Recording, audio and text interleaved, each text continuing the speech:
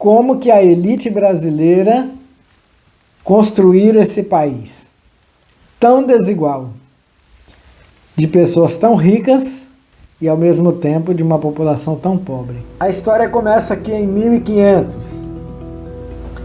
1500 foi o ano da ocupação portuguesa no Brasil. Os portugueses chegaram aqui, ocuparam as terras que já tinha dono.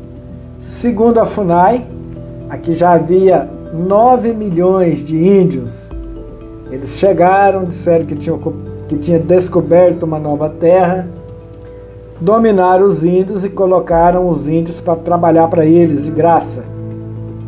Aqui começa a história do Brasil. Em 1534, os portugueses dividiram o Brasil em 15 capitanias hereditárias.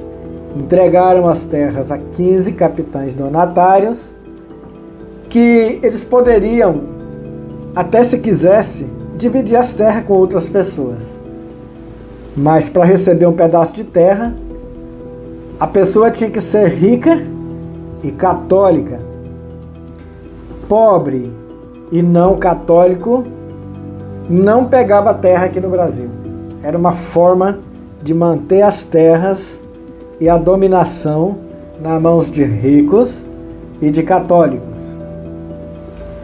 Em 1535, os portugueses então resolvem incentivar a criação de engenhos de canas. Eles queriam fabricar açúcar, para tornar então, criar um produto de exportação industrializado, porque eles já exportavam ouro, diamante, o pau-brasil, ia tudo para a Inglaterra. Mas eles queriam criar então um produto brasileiro, genuinamente brasileiro.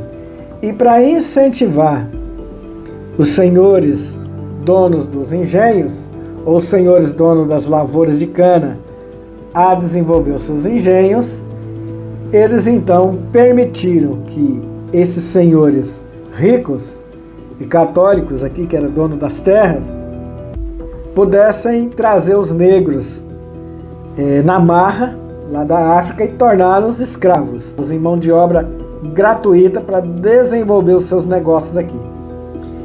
E assim, em 1535, começa a chegar então os primeiros navios negreiros que rapidamente trouxeram para cá 4,8 milhões de africanos que viraram escravos aqui no Brasil. Em 1850, a Inglaterra, que era o principal parceiro comercial do Brasil, começou a exigir que o Brasil acabasse com a escravidão, porque era o único país no mundo ainda, que ainda não tinha dado nenhum sinal de que iria acabar com a escravidão. Baseado nisso, então, surge a primeira lei que trata da questão da escravidão no Brasil.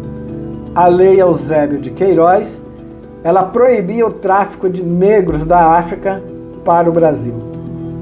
Isso aqui impossibilitou ou dificultou a escravidão? Não. Quem já tinha aqui os seus escravos, continuaram os seus escravos. E quem não tinha, eu estou aqui, em Porto de Galinhas, aonde os escravos desembarcavam, mesmo após a aprovação da Lei Eusébio de Queiroz em 1850, que proibia o tráfico de negros.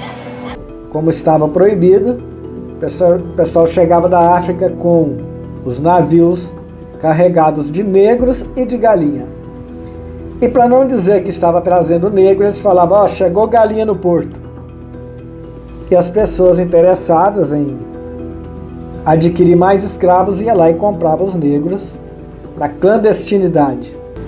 Então esse era um acordo com a Inglaterra e uma armadilha da elite brasileira para continuar a escravidão, mesmo que de forma ilegal, ou para continuar o tráfico de negros de forma ilegal.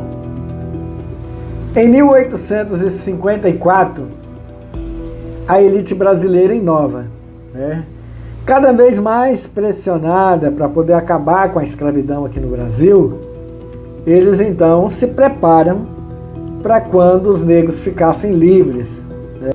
Eles então mandaram para o Congresso uma lei chamada Lei de Terras. Essa Lei de Terras, ela obrigava o governo a aumentar o preço das terras para que, quando os negros ficassem livres, não pudessem comprar suas próprias terras.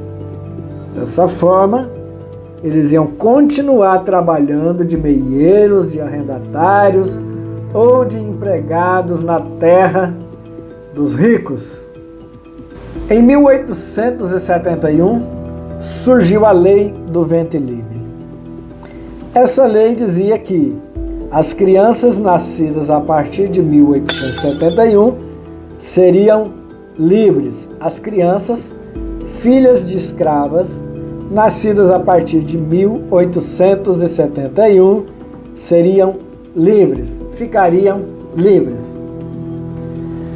Mas essa lei não era absoluta. Havia sempre a última palavra, e essa palavra era dos senhores escravocratas, que tinha duas opções. Eles poderiam libertar as crianças a partir de 8 anos de idade e receber uma indenização do governo, ou poderia explorar essa mão de obra dos 8 até os 21 anos, e aí libertava o negro aos 21 anos, mas não recebia nada do governo. 1885. Em 1885, então, é aprovada a Lei do Sexagenário. Essa Lei do Sexagenário, ela dizia que todo negro escravo ficaria livre ao completar 60 anos. Só para a gente lembrar que naquela época a expectativa de vida do povo brasileiro e principalmente dos escravos era de no máximo 50 anos. Aos 60 anos, o velho senhor, que já não servia mais para o trabalho, ficaria livre para ser descartado como qualquer um outro objeto, qualquer uma outra peça de engenho ou de arado. 1888, a famosa Lei Áurea. Essa lei era para acabar de vez com a escravidão. Essa lei era para botar fim definitivamente na escravidão do Brasil. Mas aí, os senhores ricos da direita, os senhores coronéis, eles ainda tinham uma carta na manga. Havia uma lei chamada Direito de Propriedade. Eles vieram com o argumento de que a lei de propriedade garantia a propriedade dos negros que eles haviam comprado. Então, mesmo com a aprovação da Lei Áurea, aqueles senhores de engenho que já tinham os seus escravos continuaram escravizando os negros, apoiados nessa lei de direito de propriedade. 1889, a elite brasileira resolve então dar um golpe de Estado. E aí depõe a coroa portuguesa e instaura aqui a República no Brasil. Essa velha República, ela durou de 1889 a 1930 e era chamada República dos Coronéis. Essa República dos Coronéis, ela tinha um voto chamado voto de cabresto. Esse voto de cabresto era assim: o patrão sabia onde os seus empregados votavam.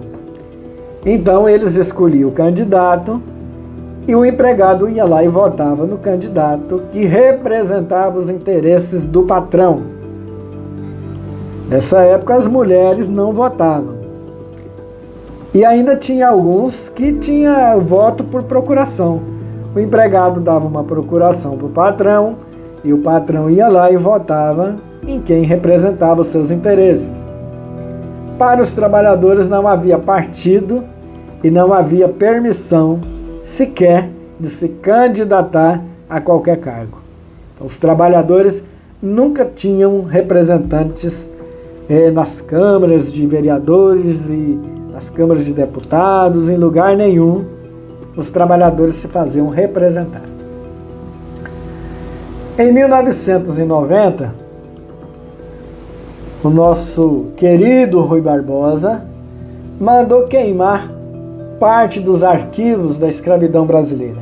A ideia era passar uma borracha em tudo, fingir que nunca aconteceu escravidão aqui no Brasil, que, portanto, o Brasil era uma nação civilizada, que os ricos aqui ficaram ricos trabalhando, que os ricos aqui ficaram ricos porque era Deus que tinha garantido a eles esse privilégio de ser ricos, e não porque eles tinham herdado uma terra que era dos índios, e porque eles tiveram o privilégio de poder